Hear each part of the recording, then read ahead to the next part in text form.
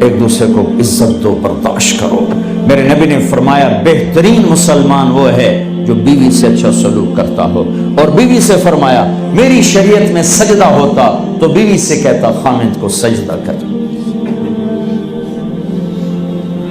بہترین صدقہ اولاد کی تربیت ہے۔ پورا گھر میرے نبی نے نقشہ، ہر ایک کی قیمت بتائی۔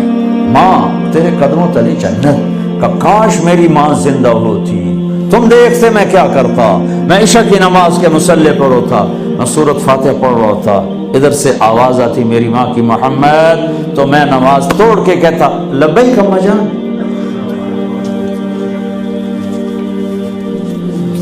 باپ کا تیرے جنت کا دروازہ ہے، باپ تیری جنت کا دروازہ ہے، کھولنا توڑنا نہیں، کھولنا توڑنا نہیں، توڑ لیا تو جنت میں نہ جا سکو گے۔ سب سے بہترین مسلمان جو بیوی سے اچھا سلوک کرے، سب سے بہترین عورت جو اپنے خامند کی منشا کو دیکھے۔ پھر آپ نے ایک عجب بات فرمائی جو معاشرے میں بہت بوجھ بنتا ہے جس کا، ہاں بھائی تمہیں ایسا صدقہ بتاؤں جس سے بڑھ کے کوئی صدقہ نہیں، تمہیں ایسا صدقہ بتاؤں جس سے بڑھ کے کوئی صدقہ نہیں۔ انہوں نے کہا جی کیا؟ کہا الابنۃ المردودہ، جس کی بیٹی کو طلاق ہو گئی یا بیوہ ہو گئی اور گھر واپس آ گئی ماں باپ کے، یا ماں باپ نہیں ہے تو بھائی ہیں، وہ ایک بوجھ بنتی ہے ماں باپ پر بھی، اور بھائی تو ویسے ہی باغی ہو جاتے ہیں۔ میرے نبی نے فرمایا اس بچی پہ خرچ کرنا کائنات کا سب سے افضل صدقہ ہے۔ گھر، ایک گھر کیسے چلتا ہے؟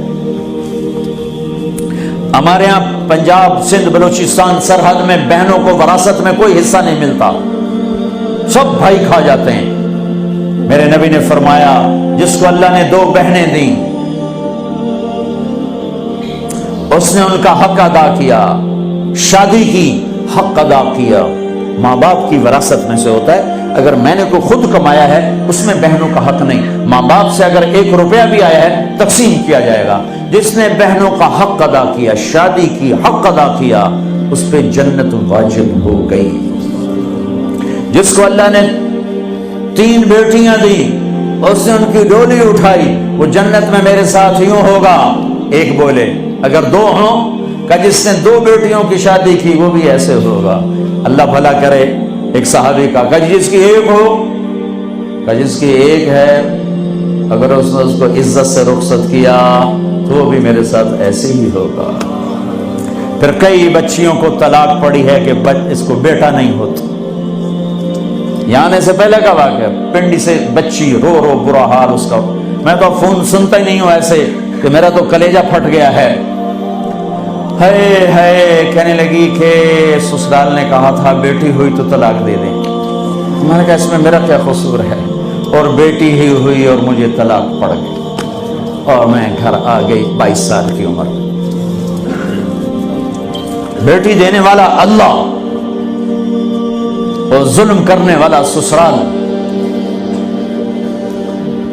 میرے نبی کو اللہ نے بیٹے دے کے اٹھا لیے، قاسم اٹھا لیے، عبداللہ اٹھا لیے، ابراہیم اٹھا لیے، 4 بیٹیاں دی، 3 زندگی میں اٹھانی، زینب، ام کلثوم، رقیہ، تینوں آنکھوں کے سامنے چلی گئیں۔ فاطمہ سے نسل چلی، آپ نے فرمایا لوگوں کی نسل بیٹے سے چلتی ہے، میری نسل میری بیٹی فاطمہ سے چلی تھی۔ اس لعنت کو دھویا۔ عورت کا کیا قصور ہے اگر اس بیچاری کو بچیاں ہو رہی؟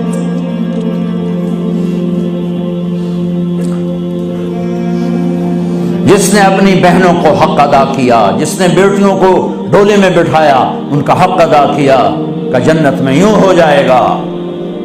بہنوں کو دینا اتنا ضروری ہے، حرام ہو جاتی ہے روٹی۔ میں نے مولانا جمشید صاحب میرے استاد ہیں، میں نے ان سے تفسیر پڑھی۔ میں ایک دن شہد کی بوتل لے کر گیا، پرانی بات ہے 76-77۔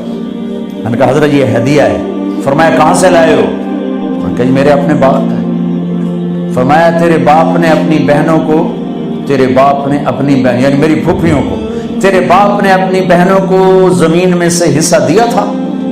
یہ سوال کیوں کیا؟ 10 روپے کی شہد کی بوتل تھی اس وقت، کہ اگر دیا تھا تو یہ میں لے لوں گا، اگر نہیں دیا تو پھر یہ حرام ہے، میں نہیں لوں گا، یہ مطلب